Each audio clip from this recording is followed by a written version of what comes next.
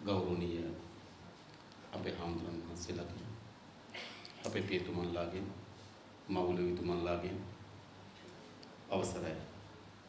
ඒ වගේම වේදිකාවේ ඉන්න ජාතික ජනබලවේගයේ නියෝජනය කරන අපේ සහෝදරවරුන්ගේ අනුරාධපුර දිස්ත්‍රික්කයේ ජාතික ජන සභාව නියෝජනය කරන සහෝදරවරුන්ගේ මෙම අවස්ථාවට සහභාගී වෙලා ඉන්න ආදරණීය අම්මලා තාත්තලා සහෝදරවරු සහෝදරයන් ඇතුළු සියලු දෙනාගෙන් අවසරයි. දැන්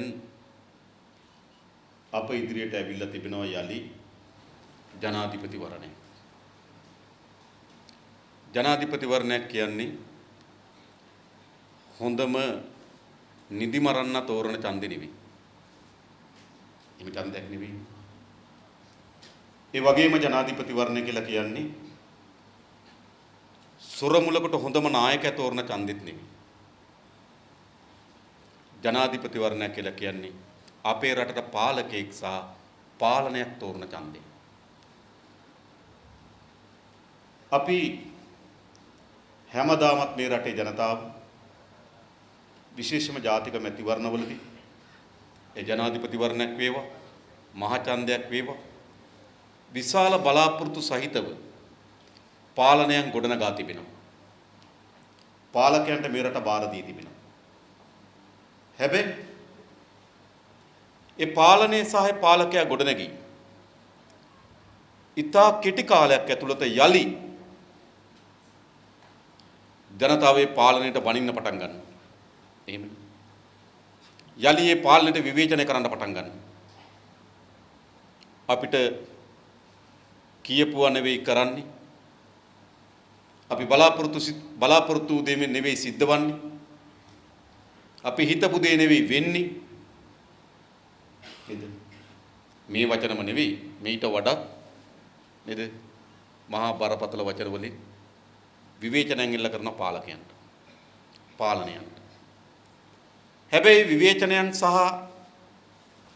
ඒ චෝදනාවන්ගෙන් පමණක් පාලනයක් සහ පාලකයෙක් වෙනස් කරන්න බෑ.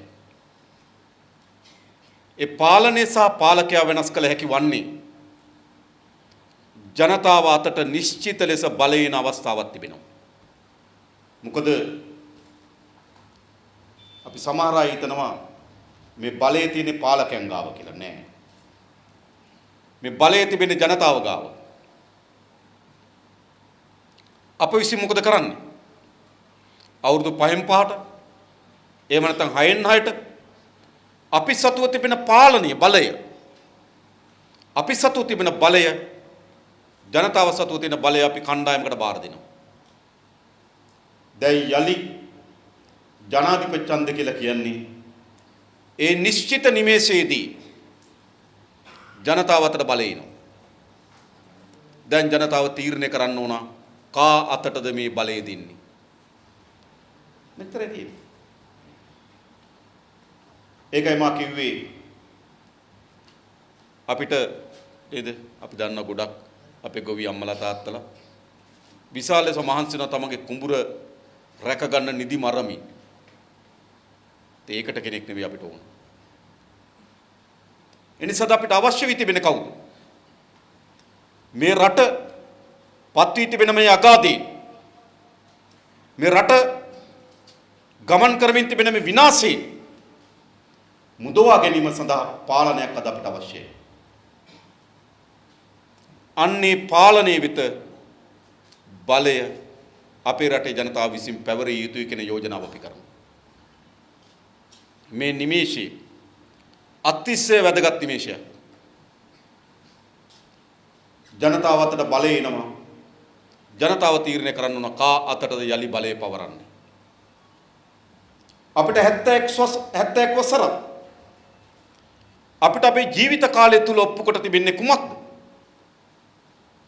අපි විසින් මේ රටේ ජනතාව විසින් ගොඩනගා ගන්නා ද පාලනයන් සහ පාලකයන් අසාර්ථකත්වයේ ගිලිටීනේට අපේ රට හිරකොට තිබෙන බව නොවේද? මා හිතන්නේ අපේ මැතිවරණ වේදිකාවේ සටන් පාඨ දිහා බැලුවොත් 1977 දී මැතිවරණ වේදිකාවේ ප්‍රධාන සටන් පාඨ 3ක් ආවා. එකක් ප්‍රජාතන්ත්‍රවාදී 1975 තබන්න ඕන මැතිවරණය 75 නොතබා 77 දක්වා අවුරුදු දෙකක් බලහත්කාරයෙන් බලයේ දීම ප්‍රජාතන්ත්‍රවාදී පිළිබඳ ප්‍රශ්නය වැඩි හිටියට මතකෙත් දෙක ආර්ථිකයේ අනුගමනය කළ ආර්ථික ප්‍රතිපත්ති අපේ රටේ විශාල ආර්ථික පරිහානියකට සහ විනාශයකට ලක් කරමින් තිබුණා. 3 වංචා සහ හොරකම්. ඒතර 1977 අපේ රටේ ජනතාව පාරට ඇවිල්ලා ඒ තිබුණු පාලනය බිඳවට්ටවා නව පාලනයක් ගොඩනගනවා ප්‍රජාතන්ත්‍රවාදී වෙනුවෙන් ආර්ථිකයේ සමෘද්ධිය වෙනුවෙන් සහ වංචා දූෂණ වැළැක්වීම වෙනුවෙන් 77 ගොඩනගන ලද පාලනය 94 පරාද කරනවා. 94 පරාද කරන්නේ ආයේ ප්‍රජාතන්ත්‍රවාදී ඡන්ද කල් දෙබ්බ වෘත්ති සමිති ව්‍යාපාර මර්ධනය කරා ජූලි වැඩවර්ජක ලක්ෂ 3ක් නිරපැහැරිය සරත් චන්ද්‍රයන් ඇතුළු සාහිත්‍යදරයන්ට පහර දුන්නා මතකයේ ඉතිහාසය 88 89 මහා මිනිස් ඝාතන රැලක් නිර්මාණය කරා උතුරේ සහ දකුණේ දෙපැත්තම යුද්ධ නිර්මාණය කරා එනිසා ප්‍රජාතන්ත්‍රවාදී වෙනුවෙන් 94 යලි ප්‍රජාතන්ත්‍රවාදී වෙනුවෙන් ගෙනාපු ආණ්ඩුව පරාද කරනවා ඊළඟ ආර්ථිකයේ සමෘද්ධිය වෙනුවෙන් ගෙනාපු ආණ්ඩුව නැවත ආර්ථික විනාශකාරී ගමනකට ගමන් කරමින් තිබෙනවා ආර්ථිකයට මානසික මුහුණුවරක් ඕන 3.50ට පාන් ඕන වගේ ආර්ථික ප්‍රශ්න සාධක මත ආය පරාද කරනවා ආයි හොරකම් රුපියල් 2කට පොල් අක්කරයක් මිලදී ගත් ඉතිහාසය නැව් ගිලපු නේද ඒ කතන්දර විශාල ප්‍රමාණයක් එනවා නැවත 94 ආණ්ඩුව පෙරලන්නේ ප්‍රජාතන්ත්‍රවාදයේ ආර්ථිකය සහ වංචා දූෂණ නැවත 2015 94 ගොඩනගන ලද පාලනය 2015 පළවහරිනවා එයි ප්‍රජාතන්ත්‍රවාදී සුදුවෑන්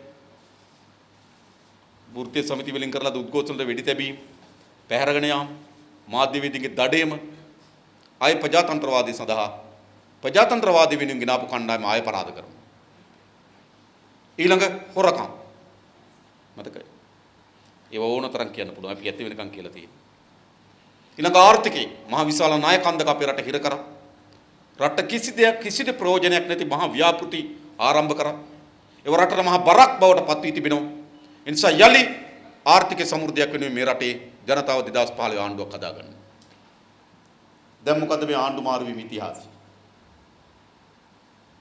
වංචාවට දූෂණයට එරෙහි ජනතාව ආණ්ඩු හදනවා ආර්ථික සංවර්ධනයක් සහ සමෘද්ධිය වෙනුවෙන් ජනතාව ආණ්ඩු හදනවා ප්‍රජාතන්ත්‍රවාදයේ සහ යහපත් ආණ්ඩු කරණයක් වෙනුවෙන් ජනතාව ආණ්ඩු හදනවා මොකද කරන්නේ ආණ්ඩුවක් ගේනවා ඒ වෙනුවෙන් නැවත විනාශ කිරීම නිසාම ඒ ආණ්ඩුව පරාද කරනවා මේ ඉතිහාසයේ විසම චක්‍රය ද වසර කීයක් කරකැවෙමින් තිබෙනවාද මා කියන්නේ මේක ඔවුන් විසින්ම කරකවන විසම චක්‍රයක් නොවේ මේක ජනතාව විසින් ඔවුන්ට කරකැවීම සඳහා බලය ලබා දී තිබෙන විසම චක්‍රයක් ඒ නිසා දැන්වත් අපි මේ විසම චක්‍රය නතර නොකළ යුතුද විතර අපි මේ ජනතාවගෙන් අහන්න ඒ නිසා මෙවර මේ ජනාධිපති වර්ණයේදී ජාතික ජන බලවේගයේ මේ ඉදිරිපත් වී තිබෙන දේශපාලන ව්‍යාපෘතිය අන් කවරක්වත් නෙවෙයි මේ රට ගමන් කරමින් තිබෙන මේ විනාශකාරී චක්‍රය අනිවාර්ය ලෙස නතර කරන තිත තබන මැතිවරණ බවට මේක පත් කරගත යුතුයි. මේක නතර කරන්න. ඔබ කාටවත් කවුරුවත් යලි විශ්වාස කරනවාද මේ කණ්ඩායම් දෙකට අපේ රට බාර දීලා ඉදිරියට යන්න පුළුවන් වෙවි කියලා? කවුරු හරි කෙනෙක් ඉන්නව නැගිටලා කියන්න නෑ සහෝදරයා මම හිතනවා අයියට බැරි වුණාට මල්ලි කරයි කියලා. නෑ සහෝදරයා මම හිතනවා තාත්තට බැරි වුණාට පුතා කරයි කියලා. එහෙම නැත්නම් මාමට බැරි වුණාට බෑන කරයි කියලා. කියනවා කවුරු හරි කියනවා. කවුරු හරි කියන මොකක් කරේ හේතුව? කිසිදු හේතුවක් නෑ මතක තබා ගන්න. යලි මේ රට කවර හෝ ප්‍රමාණයකින් අංගලකින් හෝ ඉදිරියට ගෙන යාමට මේ කණ්ඩායම් දෙකෙන් කවුරු හෝ කෙනෙක් සමත් වේවි කියලා අපි කවුරුත් විශ්වාස නොකළ යුතුයි. මම හිතන්නේ ඒ නිසා තවදුරටත් අපේ රට සංවාදයක් විවාදයක් නොපැවතිය යුතුයි. මේ දෙකට පුළුවන් ද බැරිද කියලා. දෙකකුත් නෙවෙයි එකක් ඇත්තටම. ඉස්සර පෙනුමින්වත් දෙකක් වෙලා තිබ්බා දැන් පෙනුමින් දෙකකුත් නෙවෙයි. සියලු හැඩතල වලින් එකක් මේක. ඒ නිසා අපි කවුරුත් මේ පොදු ජනයාත් එක්ක අපි ආමන්ත්‍රණය කරන්න ඕනකම තිබෙනවා. සංවාදයක්, විවාදයක්, දෙගිඩියාවක්, සාකච්ඡාවකින් තොරව අපි පිළිගත යුතුයි. මේ කණ්ඩායම් දෙකට අපේ රට ගොඩනගන්න බැරි බව. එහෙනම් දැන් අපි අලුත් සංවාදයක් පටන් ගත යුතුයි. අලුත් සංවාදය මොකක්?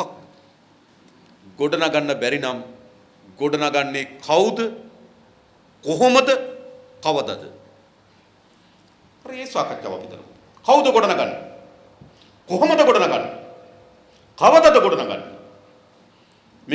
මේක තමයි දැන් අපි ඉදිරියේ තිබෙන සාකච්ඡාව. ඒ නිසා මම හිතන්නේ තවදුරටත් අපි පැරණි පාලකයන් පිළිබඳව ගොඩාක් දේවල් කතා කිරීමෙන් පළක් නැහැ.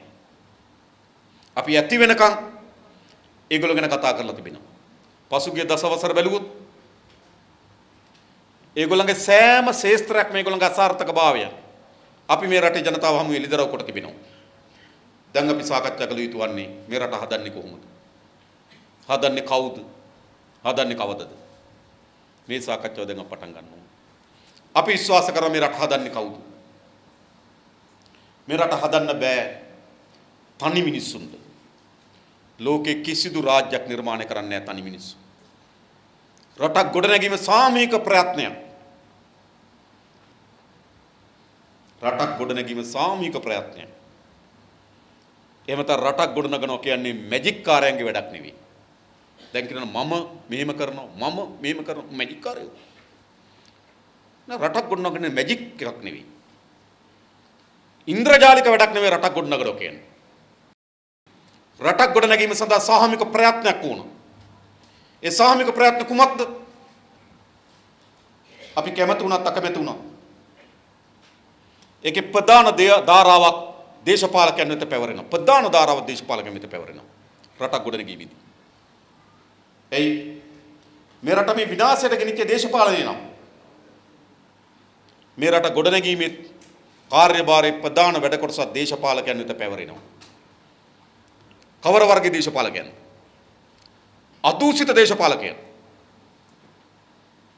මේ රටේ ජනතාව පිළිබඳව අවංක ආදරයක් සහ ලිංගිකකමක් තිබෙන දේශපාලකයන්. අපේ අර සහෝදරයෙක් කිව්වා වගේම මේ රටට වෙන අනතුරක් තමන්ගේ අනතුරක් ලෙස දැනෙන, මේ ජනතාවට සිද්ධ වෙන අනතුරක් තමන්ට වෙන අනතුරක් ලෙස දැනෙන දේශපාලකයන් අවශ්‍යයි. මම කියන අපේ රට පාලනය කරේ එහෙම දේශපාලකයන්. අදූෂිත දේශපාලනයෙන් දූෂිත වලින් කප් ගහපු දේශපාලකයන්. ජනතාව වෙනුවෙන් කැපකිරීම පරිත්‍යාගම් කරන වෙනුවට බලයෙන් එන්ජොයි කරන දේශපාලකයන්. බලයෙන් විඳිනවා. බලයෙන් එන්ජොයි කරනවා. දන්නවා ඒගොල්ලෝගේ ජීවිත. එහෙම දේශපාලකයන්. රටට ජනතාවට සිද්ධ වෙන විපත්තියක් Tamanට කිසිදු හෘදයට කම්පනයක් ඇති කරන්නේ නැති දේශපාලකයන්. එවැනි දේශපාලකයන් තමයි අපේ රට පාලනය කරන්නේ. ඒ වෙනුවට මේ රට ගොඩනගන්න නම් මේ රටට අදූෂිතභාවයේ ජනතාව වෙනුවෙන් කැපකිරීම සහ පරිත්‍යාගය රටට ජනතාවට සිද්ධ වෙන ඕනෑම විපත්තියක් Tamanට සිදුවෙන විපත්තියක් ලෙස සලකන දේශපාලකයන් අවශ්‍යයි. අන්නේ දේශපාලකයන්ගෙන් සමන්විත වේදිකාව තමයි ජාතික ජන බලවේගය කියන්නේ. දේශපාලකයන්ගෙන් සමන්විත දේශපාලනය. අපි විජේනායක සහෝදරවරු දිගු කාලයක් දේශපාලන හිටපු අපේ පැරණි පරම්පරාවේ සහෝදරවරු. ඔවුන් කවුරුවත් මේ දේශපාලන නිසා සතයක් උපයාගත්තු මිනිස්සු නෙවෙයි. දන්නවා. අපි අතර එක් කාලවලදී යම් දේශපාලන දෘෂ්ටි කෝණයන්ගේ වෙනස්කම් තියෙන්න පුළුවන්. හැබැයි උන් දේශපාලනේ තමන්ගේ ජීවිකාව බවට පත් කරගත්තු මිනිස්සු නෙවෙයි. දේශපාලනේ මේ රටේ ජනතාවකට සේවයක් ලෙස බවට පත් කරගත්තු මිනිස්සු. අන්නේ වේදිකාව තමයි ජාතික ජන බලවේගයේ දේශපාලනකින්ගේ වේදිකාව. ඊළඟ දේශපාලකයන්ට විතරක් බෑ. ඊළඟ කවුද උන? මේ රට ගොඩනැගීමට සමත් වෙන දැක්ම, ඒ ඥාණය, ඒ දැනුම තිබෙන වෘත්තීය වේදීන් ඕන. අපි දන්නවා ලෝකයේ තවදුරටත් ඉස්සරහට යන්නේ ඉවට නෙවෙයි. ඉවට ඉස්සරහට යන්නේ නැහැ ලෝකේ. ඉස්සර අපිට මතක අපි වගා කරන්නේ ඉවට. ඉස්සර වගා කරන මහ වෙයි පටන් ගන්නවා කියන ඉවෙනකොට අපි හේන කොටනවා. අපි ඉවට වගා කරනවා. අපි ඉස්සර ඉවට වගා කරන්නේ මොනවද කියලා තීරණය කරනවා. ඒක යුගයක්. තවදුරටත් ඉවට රටක් පාලනය කරන්න බෑ. දැන් රටක් පාලනය කරන දැනුම, තොරතුරු, ඒ තොරතුරු විශ්ලේෂණය, ඒ තොරතුරු මත එන නිගමනය, ඒ නිගමනයන් එක්ක වැඩ පිළිවෙල සකස් කිරීම, ඒක මෙහෙවීම. ඒ සඳහා විශාල ඥාන සම්භාරයක් සහිත අධ්‍යක්ෂින් දැනුම සහිත වෘත්තීය වේදීන් ඕන. හැබැයි ඒ වෘත්තීය වේදී මේ වේදිකාවට එන්නේ බැංකු සභාපතිකම් බලාගෙන, සංචාරක මණ්ඩලයේ සභාපතිකම් බලාගෙන. එහෙම කට්ටියකුත් ඉන්න නිසා මම කියන්නේ. නේද? ඒ කියන්නේ දේශපාලකයන්ගේ ලේයර් එකක් තියෙනවා. දූෂිත. ඒ දේශපාලකයන්ගේ ලේයර් එකට යටින් තව තට්ටුවක් හැදෙනවා දූෂිත කළමනාකරුවන්ගේ. ඒ ලේයර් එක පුරවන්න සමහර අයගේ වේදිකාවල මම දැකලා ඉන්න කට්ටිය. හැබැයි ජාතික ජන බලවේගයේ වේදිකාවේ ඉන්න වෘත්තීය වේදීන් තමන්ගේ දැනුම, තමන්ගේ හැකියාව, තමන්ට මේ රට ගොඩනැගීම සඳහා තිබෙන ඇල්ම සහ උවමනාව ස්විච්චාවෙන් මේ ව්‍යාපාරය සඳහා යෙදවිය හැකි අයගෙන් තමයි ජාතික ජන බලවේගයේ සමන්වය තල තිබෙන්නේ. ඒ වෘත්තීය වේදීන් ඊළඟ ඒ දෙකෙන් විතරක් රටක් හදන්නත් බෑ. අදූෂිත දේශපාලනය, කැපකිරීම හැකියාවන් සහිත වෘත්තීය වේදීනුත් ඊළඟ ඒ සඳහා කාර්ය මෙහෙයුතු කරන්න පුළුවන් වැඩ කරන ජනතාවක් අවශ්‍යයි. අපි හිතනවා මෙතන එක් රැස් වී ඉන්න හැම දෙනාම මේ රට ගොඩනැගීම වෙනුවෙන් තමන්ගේ ශේස්ත්‍රය ඇතුළත ශ්‍රමය වගුරුන පිරිස්. මේ වැඩ කරන ජනතාව. මේ කිසිවෙක් මෙතෙන්ට එක් රැස් වී තිබෙන්නේ තමන්ගේ පෞද්ගලික වමනාවක් ඉටු කර ගැනීම අරමුණින් නෙවෙයි. කවුරුත් මා හිතන්නේ ඇවිල්ලා පෞද්ගලික රැකියාවක් ලැබීමේ අපේක්ෂාව මෙතෙන්ට ඇවිල්ලා දිනවා කියලා. සමහර තිබ්බ රැකියාවක් නැති වෙන්න පුළුවන්. කවුරුත් මම අපේක්ෂා කරන්නේ නැහැ නේද? ඡන්ද කාලෙට බෙදෙන තහඩුවක් නේද? සීට් එකක් ගන්න මෙතෙන්ට ආවා කියලා. සිමෙන්ති කොටයක් ගන්න, බෙසිකලි පෝච්චියක් ගන්න ආවා කියලා. ලැබෙනව නම් ඒවා ලැබෙන්නත් නේද? කැපෙන්නත් ඉඩ තියෙනවා. එහෙම ඇවිල්ලා තියෙන්නේ. ඒ මොකක්ද? මේ රට ගොඩ නැගීම සඳහා අවංකව තමන්ගේ ශ්‍රමය, තමන්ගේ දහඩිය වගුරන්න කැමති මහා ජනතාවක් ඉන්නවා. ඒ ජනතාවත් මේ ජාතික ජන බලවේගයේ විශාල පුරුකක්. අන්නේ ඒ බලවේගයට විතරයි මේ රට හැදීම සඳහා පියවරක් තබන්න පුළුවන්කම තිබෙන්නේ. අදූෂිත දේශපාලනය, හැකියාව, දක්ෂතාවය, නිපුණතාවය තියෙන වෘත්තීය වේදිනුත් තමන්ගේ ශ්‍රමයේ දහඩිය මෙහෙවා මේ රට ගොඩනැගීම සඳහා දායකත්ව සැපිය හැකි වැඩ කරන ජනතාව. ඒ වගේම ඒ සඳහා අනුශාසනා, ඒ සඳහා මඟ පෙන්වීම කළ හැකි අපේ ආගමික නායක ස්වාමීන් වහන්සේලා, පියතුමන්ලා, මවිලෝපිතුමන්ලා. මේ අයගේ මේ බලවේගයකට විතර රට හදන්න පුළුවන්. දැන් මැජික් කරුවන්ට රට හදන්න බෑ, මතක තබා ගන්න. ඉන්ද්‍රජාලික ලෝකේ රටවල් හදලා නැහැ. දැන් මේ මොකද්ද කියන්නේ? එක එක හැම මැතිවරණයකටම එක එක පන්නේ ඉන්ද්‍රජාලිකව පහළ වෙනවා. පහළ වුණේ නැද්ද මේ පළවෙනි වතාව? දැන් මේ ඉන්ද්‍රජාලික සාකච්ඡාව මම ආවොත් මෙහෙමයි, මම ආවොත් මෙහෙම, මම ආවොත් මෙහෙම. මේ අපිට අලුත්ද? අපි දෙම අපේ අම්මලා තාත්තලා කොච්චර ගියාද? විහාර මහදේවිය වඩිනවා යයි කියලා ගියා. නේද? ඇයව කැන්දාගෙන ඇවිල්ලා අපේ රට බාර දුන්නා. ඒ වෙලාවේ හිතුවා නේද? ඇය අපේ රට වෙනුවෙන් කළා තියෙන නේද? ඉතිහාසයේ විහාර මහදේවිය අපේ රට වෙනුවෙන් කළා තියෙන උත්තරීතර කැපකිරීම අනුව අපි හිතන මේ විහාර මහදේවිත් එහෙම වෙයි කියලා අපි පාලන බලය බාර දුන්නා. මම ගොඩක් ඒ අය ගැන දැන් කියන්නේ නැහැ කියලා හිතාගෙන ඉන්නවා. ඒ නිසා පාලනේ බාර දුන්නා. සිද්ධ වුණේ මොකද්ද කියලා අපි දන්නවා. ඊළඟ අපි හිතුවා අපේ රට විහාර මහදේවි අපේ රට ගොඩ නැගුණ නැත්නම් දුටුගැමුණු රජුරු ගොඩ නගයි කියලා. නූතන දුටුගැමුණු ගෙනාවා. මොකද සිද්ධ වුනේ? ඊට පස්සේ ආසියාවේ ලොකුම මොලේ ගෙනාවා. පහුගිය දවස්වල. ඉතින් මේ තනි පුද්ගලයන් පිළිබඳ මොනතරම් විශ්වාස තබන් ගියද මේ රටේ මිනිස්සු? දැන් ආයෙ බලන්න නේද ඉතිහාසෙ දුප්පතාගේ හිතවතා ගෙනාවා. ධර්මිෂ්ඨත්වයේ නායකයා ගෙනාවා. නොගෙනාවේ. තනි පුද්ගලයන්ට කිසිවක් කරන්න බෑ. කළ හැකි වන්නේ සාහමික ප්‍රයත්නයකට විතරයි. ජාතික ජනබලවේගය මේ ජනාධිපතිවරණය සඳහා මැදිහත් වී තිබෙන්නේ හුදු ජනාධිපතිවරයෙක් තෝරාපත් කර ගැනීම සඳහා පමණක් නොවේ. ඉන් අනතුරු වෙන මහමැතිවරණය හරහා පාලනයක් ගොඩනගා ගැනීමේ අදහසක්. අපේ උවමනාව තිබෙන්නේ මේ අනුගමනය කරමින් තිබෙන පාලන ක්‍රමවේදය වෙනුවට නව පාලන ක්‍රමවේදයක් අපේ රට උරුම කර දීමේ වගකීම ලෙස තමයි ජාතික ජනබලවේගය මේ වැඩ කටයුතු කරමින් තිබෙන්නේ. පාලනයේ වෙනසක් ඕන. පුද්ගලයන්ගේ වෙනසක් නෙවෙයි. පාලනයේ වෙනසක් ඕන. අන්නේ පාලනයේ වෙනස කිරීම සුදුසු වෙන සාහමික ක්‍රියාකාරීත්වය සහිත බලවේගයක් දැන් අපි ඉදිරියේ තිබෙනවා. මීට පෙර ජනාධිපතිවරණවලදී ජනතාවට ගොඩක් තෝරා ගන්න අවස්ථා තිබුණේ. ජනතාවට තිබුණ තෝරා ගන්න අඩු නපුර වැඩි නපුර දෙකම නපුර නේද? ජනතාව ඉතින් අඩු නපුර එක එක්කෙනාගේ ඔළුවේ හැදෙන විදියට අඩු නපුර සහ වැඩි නපුර තෝරාගත්තා නේද? ටිකක් ගැඹුරු කළු සහ නේද? නිකන් ගැඹුරු නොවන කළු නේද? නිකන් ලා කළු ඒ වගේ. ওই වගේ එකක් තමයි අපිට තිබුණේ නේ. ඉතින් ජනතාව එහෙම තෝරාගත්තා. එම තමයි මීට පෙර හැම ජනාධිපතිවරණයක් ගත වුණේ එහෙම. හැබැයි මෙවර ජනාධිපතිවරණ එහෙම නෙවෙයි. අඩු නපුර වැඩි නපුර තෝරා ගැනීම තරගයක් නෙවෙයි තිබෙන්නේ. ජනතාවට වැඩි සතුරු ජනතාවට අඩු සතුරු තෝරා ගැනීම තරගයක් නෙවෙයි තිබෙන්නේ. ජනතාවට සතුරු සහ ජනතාවට මිතුරු නපුර සහ හොඳ ද පැහැදිලි බෙදීමක් තිබෙනවා. ඒ පැහැදිලි බෙදීමේදී විනාශකාරීත්වය ඔවුන් නියෝජනය කරනවා. සෞභාග්‍ය අප නියෝජනය කරනවා. ඒ නිසා මෙවර ජනාධිපතිවරණය ඉතාමත් තීරණාත්මකයි. අඩු නපුර වැඩි නපුර වෙනුවට වැඩි විනාශකාරීත්වය අඩු විනාශකාරීත්වය වෙනුවට විනාශකාරීත්වයට එරෙහිව සෞභාග්‍ය මාවත තෝරා ගැනීම මැතිවරණ අපි ඉදිරියට ඇවිල්ලා තිබෙනවා. අපි නියෝජනය කරන්නේ සෞභාග්‍ය මාවත. ඒ සඳහා දැවැන්ත ස්වාමික ක්‍රියාකාරීත්වයක් අපි ආරම්භ කරන්න ලෑස්ති.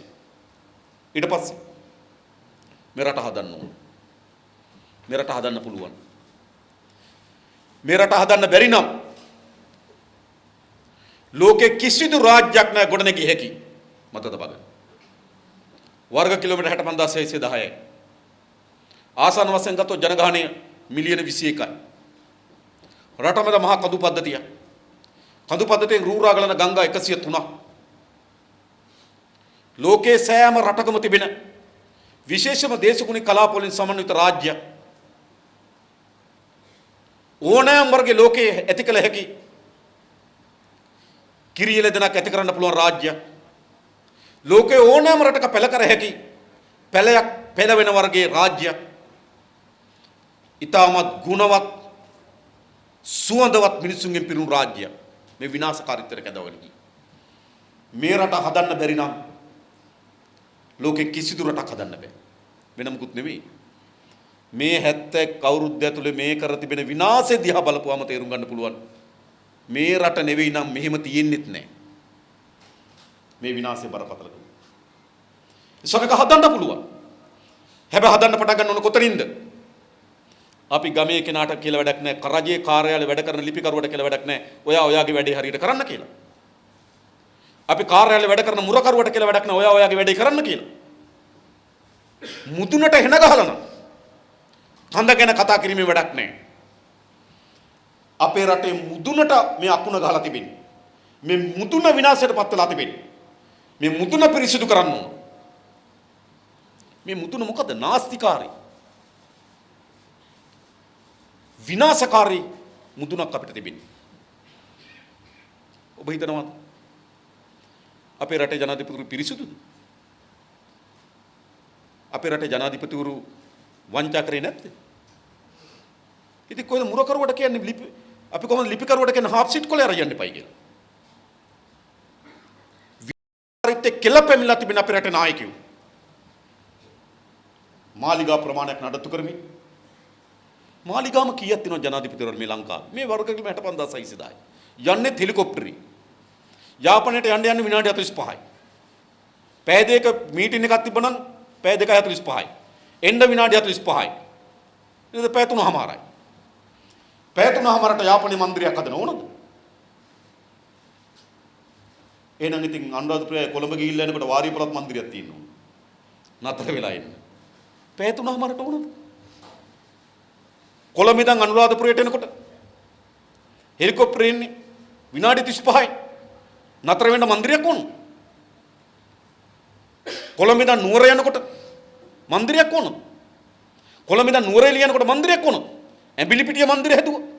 පාසිකුඩවල මන්දිරය හැදුවා. ඇඹිලිපිටිය උඩවලවේ මයංගනේ මන්දිරයක් හැදුවා. මොකද්ද මේ පිස්සු අස්පිය පිට යනවද? උඩියන්නේ හෙලිකොප්ටර වල. මම හොයලා බැලුවා සමහර මන්දිරවල අවුරුද්දකට රාත්‍රී දෙකක් ඉඳලා නැහැ. හැබැයි 100ක් විතර මුරකරු වැඩ කරන අය 200ක් විතර වත්ත සුද්ධ කරන්න, බිත්ති සුද්ධ කරන්න. මොකද්ද මේ වෙලා තිබෙන්නේ?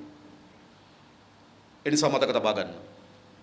අපිට එක සැරයක් දෙන්න බලය මේ සියල්ල ජනතා සතු දීපල බවට පරිවර්තනය කරන ජනාධිපතිවරු දීපල.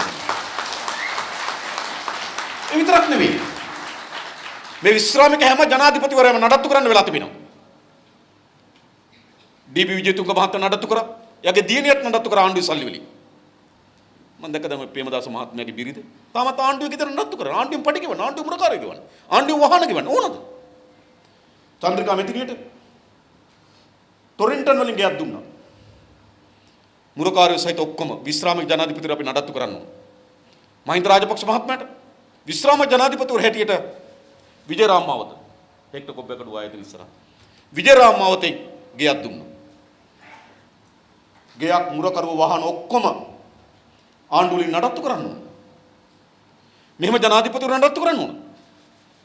අපි එකක් කියනවා. හිටපු කිසිදු ජනාධිපතිවරයෙක් එයාට කොළඹ ජීවත් වෙන්න ගෙයක් නැතුව නේ. එයාට ජීවත් වෙන්න දීපල නැතුව නේ. එයාට සලකන්න නේද? දීපල උරුම දරුව නැතුව නේ. ඒ හැම කෙනාටම තමන්ගේ දෙමව්පියන්ට සලකන්න පුළුවන්. ආණ්ඩුවේ මහා ධනස්කන්ධයක් වේද කළ මේගොල්ලෝ නඩත්තු කරන්න ඕන. අපි කියන මේ නඩත්තු සියල්ල කපා හරිනවා. මතක තබා ගන්න. සියල්ල කපා හරිනවා. කපා හරලා රටේ රාජ්‍ය නායක හැටියට ඔහුට ජීවත් වෙන්න විදිහක් නැත්නම් සමාජ ආරක්ෂණ අරමුදලෙන් යම් ගෙවීමක් කරනවා. ගමේ නාටත් එහෙමනේ. ජීවත් වෙන්න බැරි නම් අපි ගෙවීමක් කරමු. සාධාරණයි ඒක. රටේ රාජ්‍ය නායකය නේද? ඔහු රට වෙනුවෙන් යම් කාර්යභාරයක් කරා දෙන්නද වෙනම එකක් නේද රාජ්‍ය නායකය. අපි යම් ගෙවීමක් කරන්න. මුදුන සුද්ධ කරන්න. වාහන කොච්චරද? මොනතරම් සම්බන්ධීකරණ ලේකම්වරු මම පාර්ලිමේන්තුවේ එක සැරයක් ඇහුවා. සම්බන්ධීකරණ ලේකම්වරු 1200ක් හිටියා. මූණු දන්නේ නැතුව ඇති. 1200ක් මුණ ගහන්න පුළුවන්. සම්බන්ධීකරණ ලේකම් කැබ් රත දීලා තිබුණා. 60000ක පඩි දීලා තිබුණා. 30000ක තෙල් දෙනවා. කැබ් රතේ 60000ක පඩියයි 30000ක තෙලුයි. 1200ක් නඩත්තු කර සම්බන්ධීකරණ ලේකම්වරු. ජනාධිපතිවරගේ සම්බන්ධීකරණ ලේකම්වල මෙහෙත් ඇති මං හිතන්නේ ඕන තරම්. මොකද්ද මේ තමන්ට සලකන තමන්ට දේශපාලනික කැන්වස් යන අයට සලකන ක්‍රමයක් බවට පත් කරන් තියෙන ජනාධිපති ධූර මේ ඔක්කොම නතර කරනවා. මතක තබා ගන්න.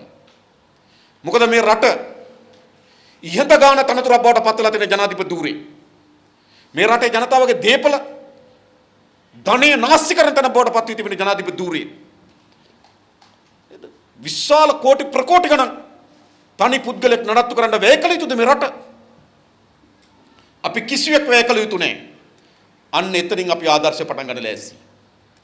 අන්නේ ආදර්ශය ලබා දෙමින් තමයි අපි පහලට අවිලා ආමන්ත්‍රණය කරන්නේ දැන් රට හදන්න ලෑස්තිමු කියලා.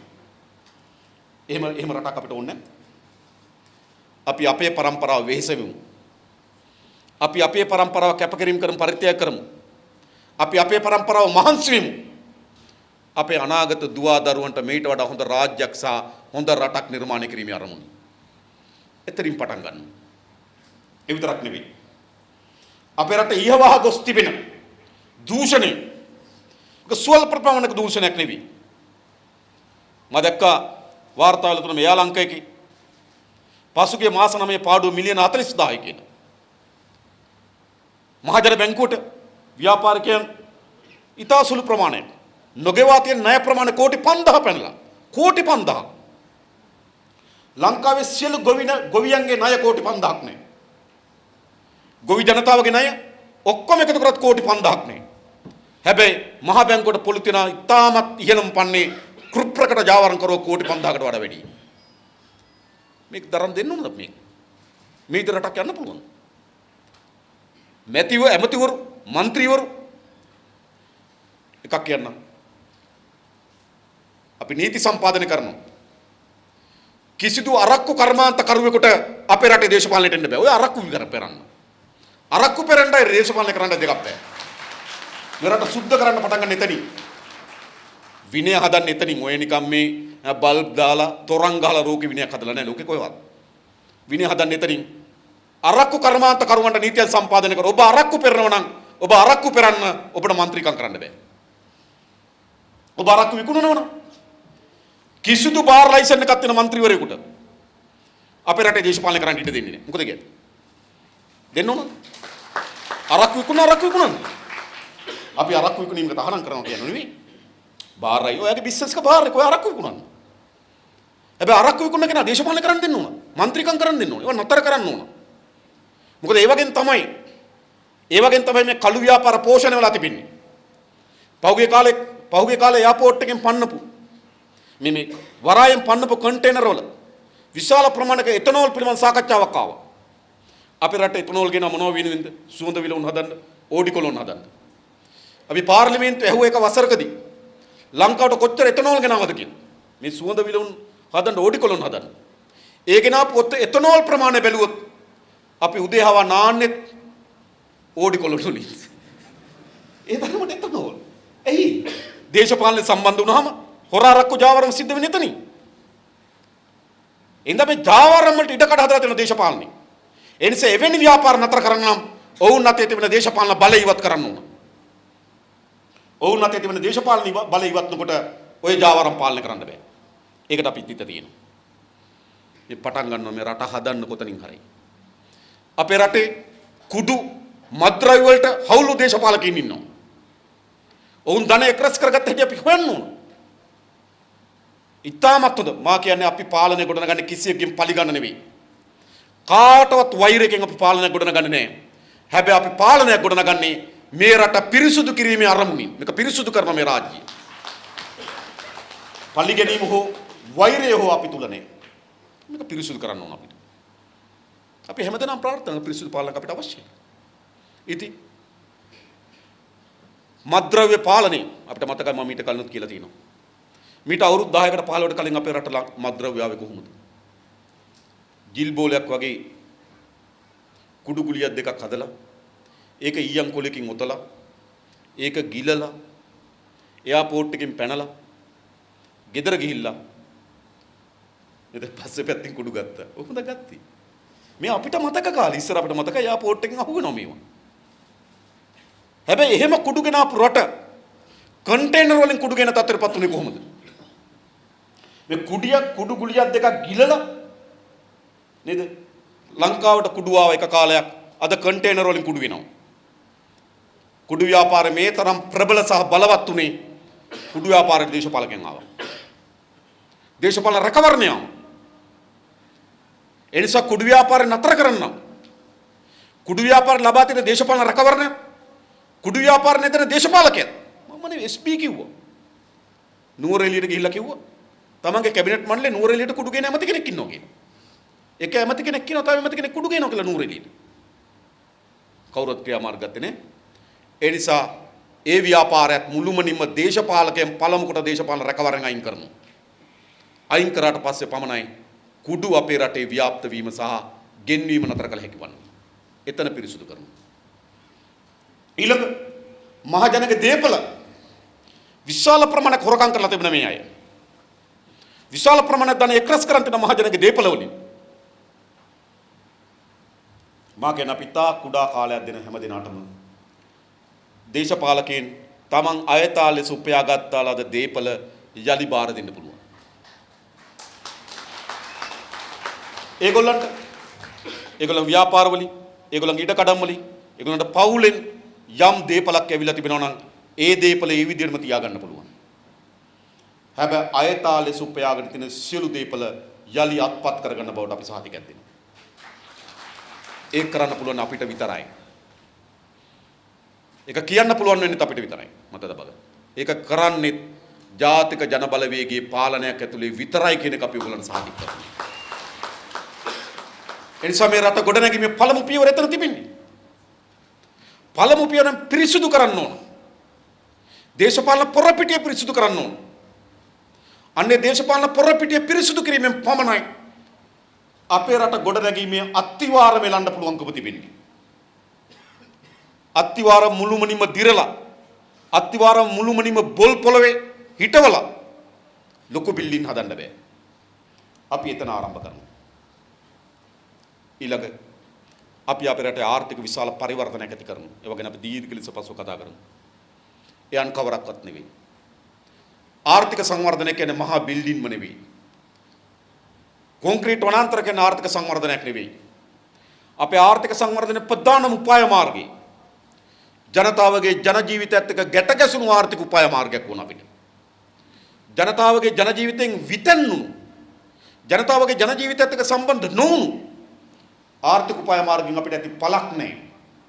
අපේ ආර්ථිකය අත්පත් කරගන්නා වර්ධනය ඈත ගොවි බින්නේ ජනතාවගේ ගෙදරට තමන්ගේ ජීවිතයට දැනෙන්න ඕන ආර්ථික වර්ධනයේ ප්‍රතිලාභ.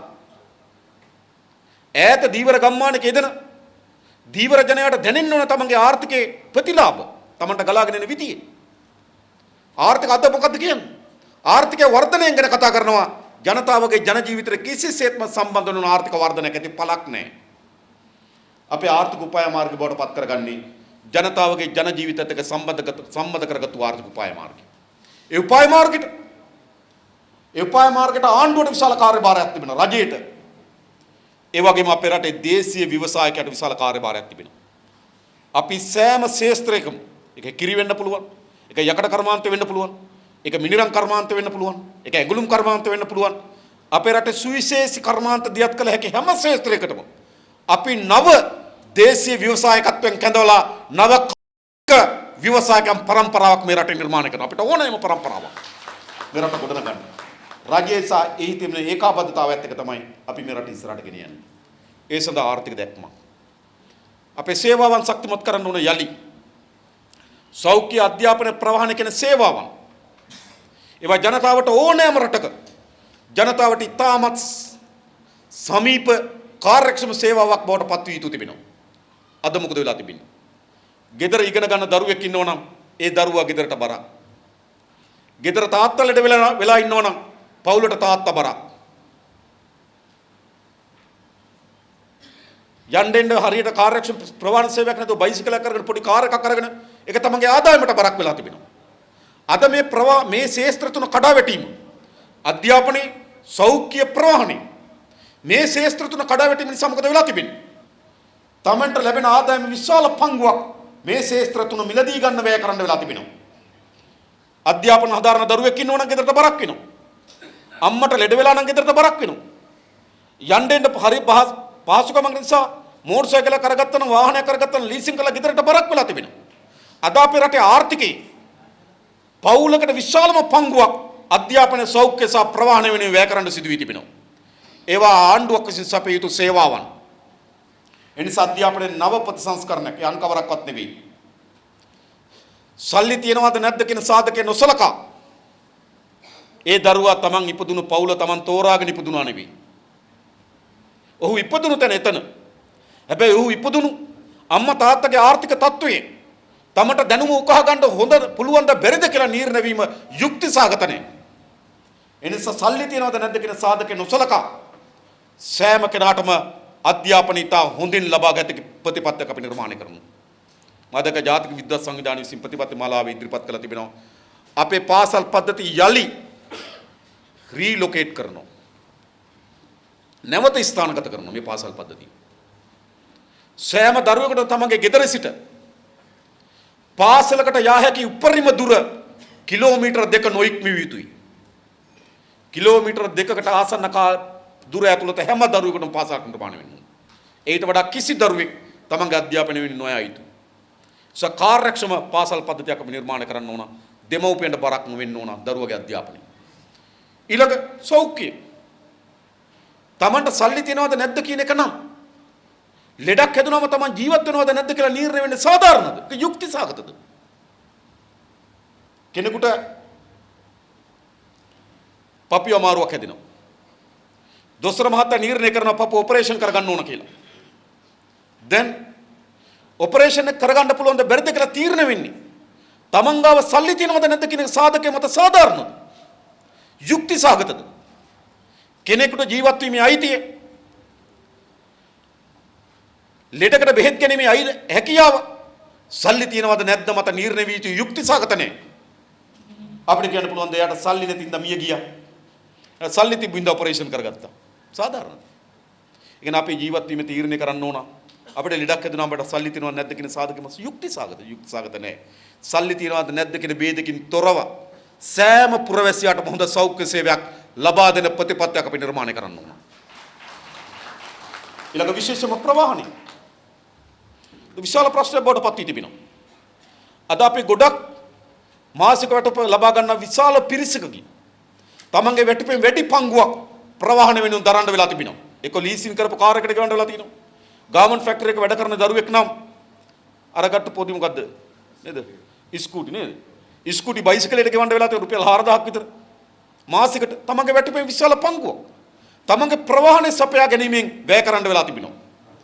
මම හිතන්නේ තමන්ට පෞද්ගලික වාහනයක් ගන්න ඕන නම් ඒ වාහනේ ගන්න තියෙන අයිතිය ඒ විදිහටම ආරක්ෂා කරන ගමන් හැබැයි අපි පොදු ප්‍රවාහන සේවය දියුණු කරනවා. පොදු ප්‍රවාහන සේවය දියුණු කරන්න ඕන. ජනතාවට ඉතා පහසුවෙන් තමන්ගේ ප්‍රවාහන අවශ්‍යතාවය සපුරා ගන්න රාජ්‍යයක් අවශ්‍යයි. තමන්ට ලැබෙන ආදායම විශාල පංගුවක් මේ සේවාවන් තුන වෙනුවෙන් වැය කරන එක නතර කරන්න ඕන. අධ්‍යාපනයට, සෞඛ්‍යයට, ප්‍රවාහන වෙනුවෙන් තමන්ගේ වැය බර නතර කරන්න ඕන. ඊට පස්සේ අනිත් පැත්තෙන් මේ පවුලේ ආදායම වැඩි වෙන ක්‍රමයක් හදන්න ඕන. අන්න ඒක ඇතුළේ විතරයි සෑම පවුලකටම සෞභාග්‍යමත් ජීවිතයක් උරුම වෙන්නේ. අපි ඇස් වලින් දැකලා තියෙනවා. අපිත් මේ ගම්වල අපි දැකලා තියෙනවා අපේ අම්මලා තාත්තලාගේ පරම්පරාවේ මිනිස්සු මිය ගියපු විදිය. ඔහේ ඉපදෙනවා, ඔහේ මොනවා හරි කරනවා, ඔහේ මැරිලා යනවා. අදත් එහෙම. අපි අපේ පන්තියේ හිටපු විශාල අපේ පරම්පරාවේ අය ඒගොල්ලෝ තෝරාගන්න තිබ්බේ රස්සා දෙපැත්ත තෝරාගන්න තිබ්බා. අපේ පරම්පරාවේ අයට තෝරාගන්න තිබ්බ එක කණ්ඩායමක් තෝරාගත්තා දේශපාලනය. මා ඇතුළු විශාල ප්‍රමාණයක් තෝරාගත්ත දේශපාලනය. ඒක වෙනස් කිරීම. තවත් පිරිසකට තෝරාගන්න තිබුණේ හමුදාව සහ පොලිසිය. අපේ පන්ති වල හිටපු බොහෝ සගයින්. ඉතින් දේශපාලන තෝරාගත්ත විශාල ප්‍රමාණයකට මිය ගියා. රැකියාව ලෙස හමුදාව සහ පොලිසිය තෝරාගත්ත විශාල ප්‍රමාණයකට මිය ගියා. අපේ පරම්පරාවේ බොහෝ දෙනෙක් අපි ඇස් ඉදිරිපිට මිය ගිහින් තියෙන අපි දැකලා තියෙනවා. උතුරේදී වේවා දකුණේදී වේවා. මේක අත්විඳලා තියෙනවා. අපේ පරම්පරාවේ කොච්චර තරුණ විශාල ප්‍රමාණයක් මිය ගියා මේ මහ පොළොවේ. මේක නතර වෙන්න ඕනේ නැද්ද? මේක නතර විය යුතුයි.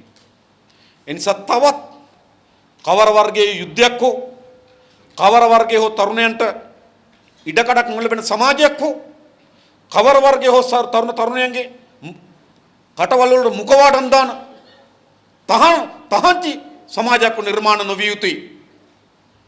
එනිසා මේ පරම්පරාවේ ජීවත් වෙන අපිට වගකීමක් තිබෙනවා. අපේ පරම්පරාවේ බොහෝ දෙනෙක් තමන්ගේ නියමිත ජීවිත කාලය ගත කරන්න නැතුව මිය ගොස් තිබෙනවා.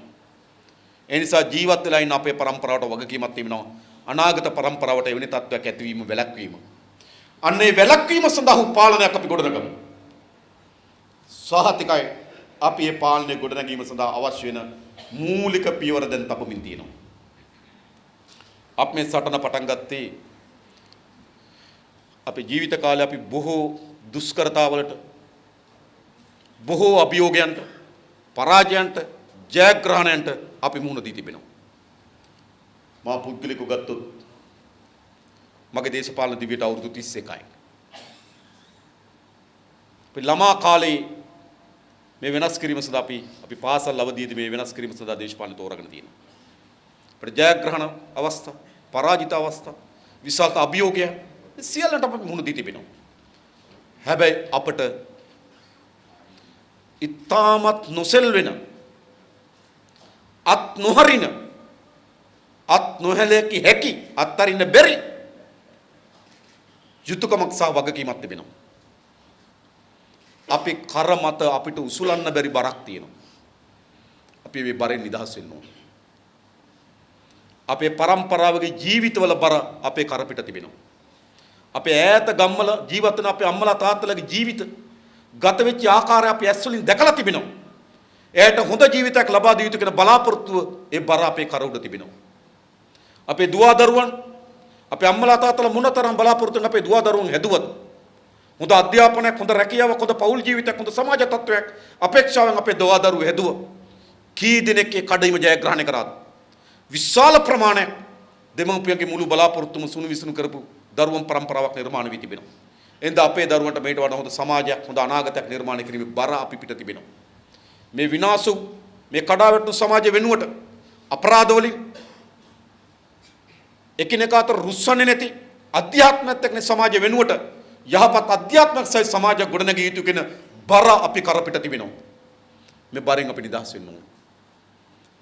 ඒ සඳහා අපි සහාතික වශයෙන් මේ පියවර ජයග්‍රහණයෙන් කෙලවර කළ යුතුයි. කෙලවර කළ යුතුයි. තව දුරටත් මේ විනාශකාරීත්වය ගෙන යන්න හෝ විනාශකාරී ඉදිරියට යන්න හෝ අපිට යුක්ති සහගත අයිතියක් නැහැ. සහාතික වශයෙන් මේක ජයග්‍රහණයෙන් කෙලවර කරනවා. සහාතික. ඒ සඳහා අපි හැමදෙනාම එකතු වෙන්න ඕන. අපිට මේ වේදිකාවේ ඉන්න අපිට අපේක්ෂක හැටියට මට අපි හැම කෙනාටම පැවරී තිබෙන කාර්යභාරය අපි උපරිම ලෙස ඉටු කරන බවට ඔබට සහතිකයක් දෙනවා.